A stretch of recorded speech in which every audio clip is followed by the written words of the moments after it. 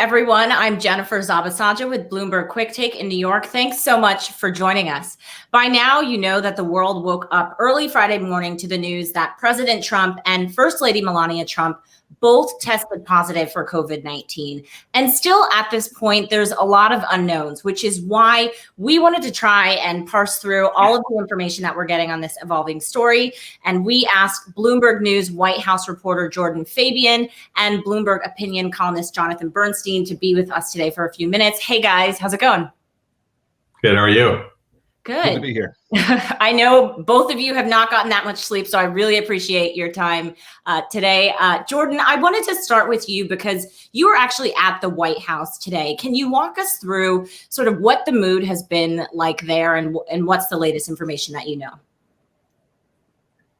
Yeah, I mean, I think this is the news of the president tested positive for coronavirus certainly came as a shock to a lot of staff at the White House, and it prompted some changes, at least slightly in behavior there. Before, it wasn't typical for staff to wear masks or really practice social distancing around the West Wing. But when I was there earlier today, the communication staff was wearing a mask. But I will point out that when we had a gaggle, sort of a informal chat with the White House chief of staff, Mark Meadows, outside the West Wing earlier this morning, he was not wearing a mask. And he actually got questions about that because Hope Hicks is someone who's very much in the White House inner circle. And as we all know at this point, a negative test does not mean that you are incapable of spreading the virus. So still a lot of questions about how far this outbreak is spreading and how the White House is handling it.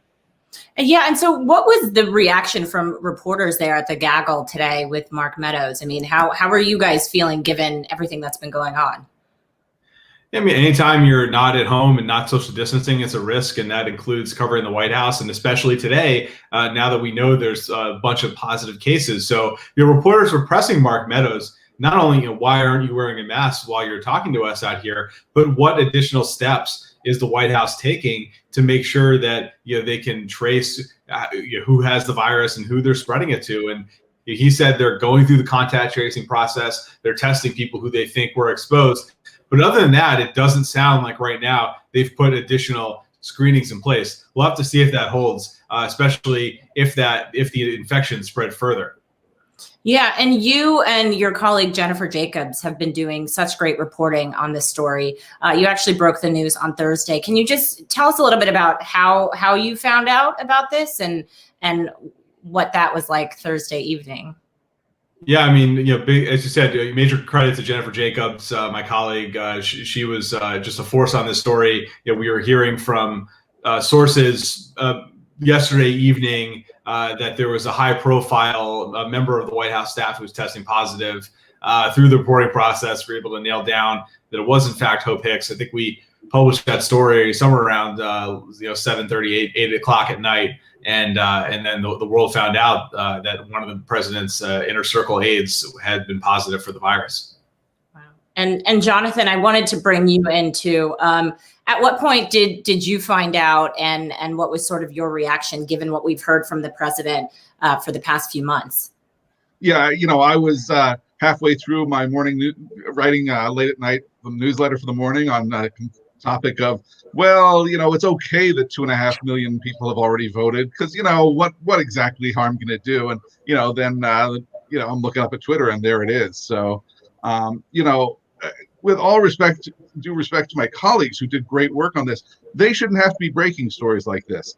The Hope Hicks testing positive should have been disclosed by the White House right away, and it's important for them to establish something they haven't done so far. It shouldn't be Mark Meadows giving vague medical updates. The real doctors who are the relevant doctors treating the president in this situation should have gone late last night, really, and given a full medical update. At the very least, they should have done it first thing this morning, and it's terrible. They haven't done it yet.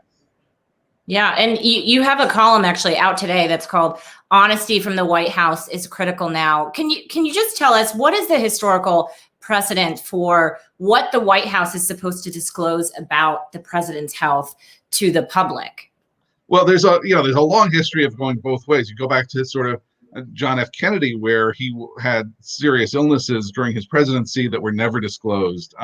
You had during the shooting of Ronald Reagan, they didn't do a really good job. Now, suddenly to get the president shot in the hospital when you're not anticipating, obviously, anything like that, took some time to get protocols. And later during the Reagan administration, they did a better job when he had surgery. And since then, up through Barack Obama, presidents have done a pretty good job of disclosing what's going on and having the medical people take the lead in disclosing exactly what's going on. And it's important because, people don't, even a administration which has built trust with the American people, which this one, of course, hasn't, it helps to have the medical people taking the lead because they're the ones who can really tell us things, and they're the ones who we are going to pretty much trust. So you think Mark Meadows saying that President Trump is in good spirits is not enough for the American people?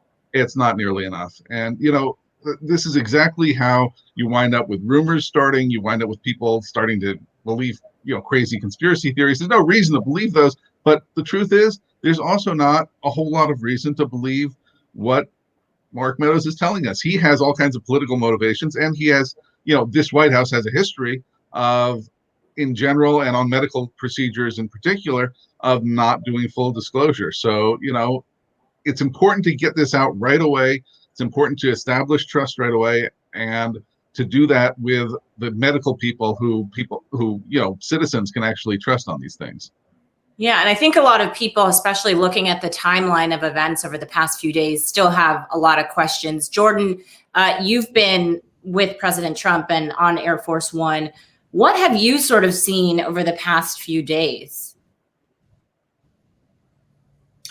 Yeah, that's right. I was traveling with the president and his entourage on Wednesday on Air Force One to that trip to Minnesota, where we later found out that Hope Hicks was falling ill and was placed in some sort of quarantine aboard the plane on the flight back. On that flight, we didn't really have a sense of it. The Air Force One is sort of divided into different cabins. Our cabin's not near where Hope Hicks would be, so we didn't have contact with her. But we did speak to Mark Meadows that night. He didn't give us any indication that was happening. We weren't sure if he knew at that point what was happening.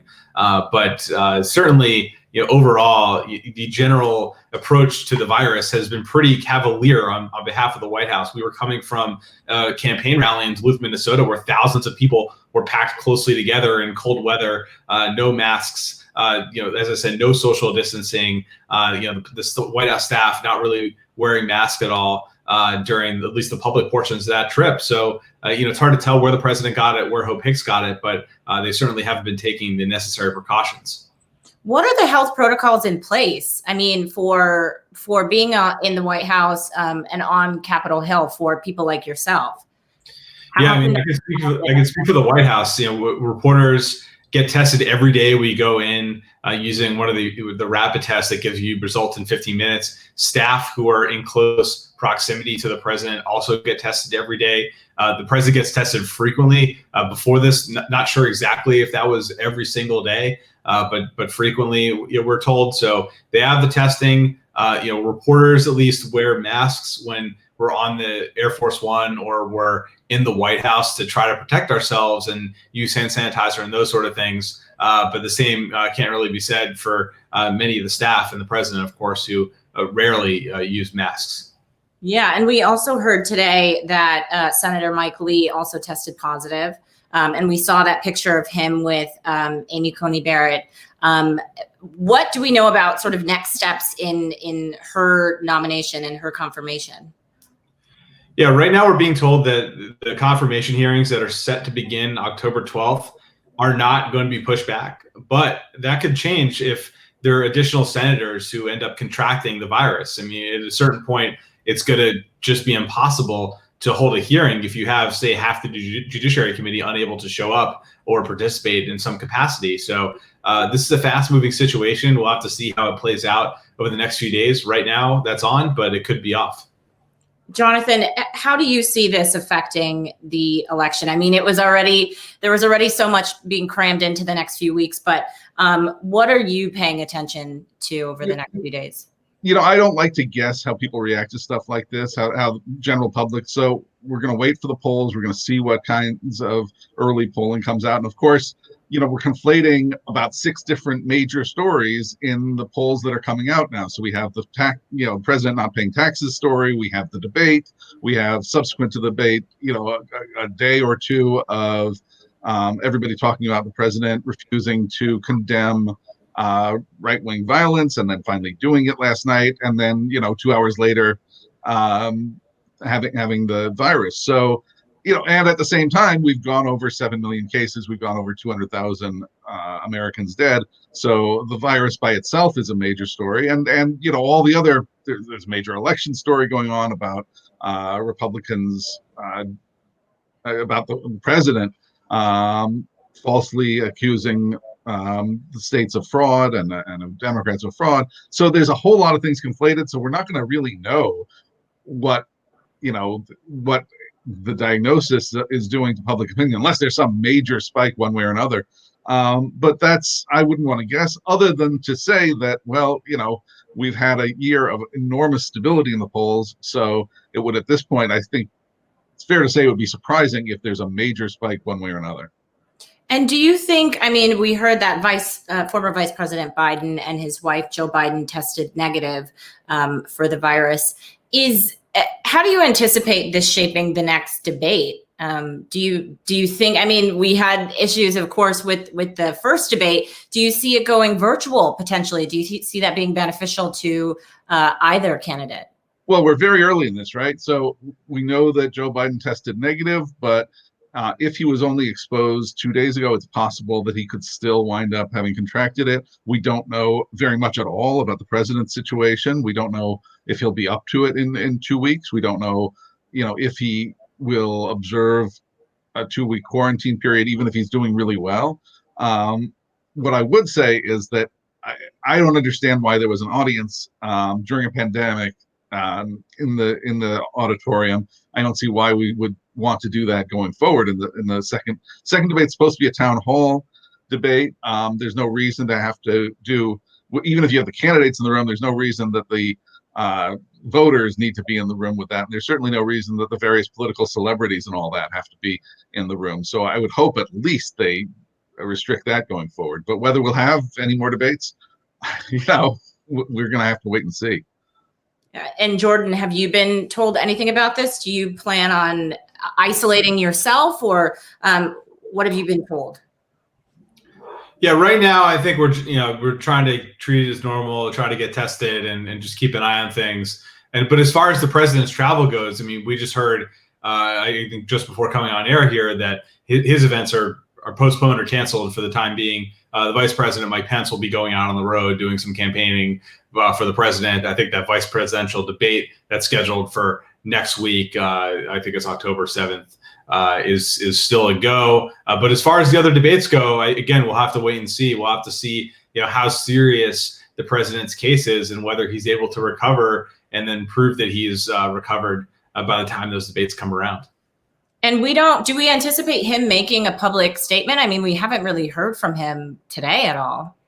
That's right. Yeah, that's a great observation. He hasn't tweeted at all. He hasn't sort of posted a video or done anything to sort of show how he's actually doing. And to Jonathan's point earlier, if you don't want to trust the words of is the president's aides, the best way to see how the president's doing is to hear from him. But right now, there are no plans that we know of that the president has to speak or appear in public. The White House has been sort of dodgy about this all day. They say they won't say it if it's not happening. They won't say if it's happening. So stay tuned. But as of now, nothing scheduled.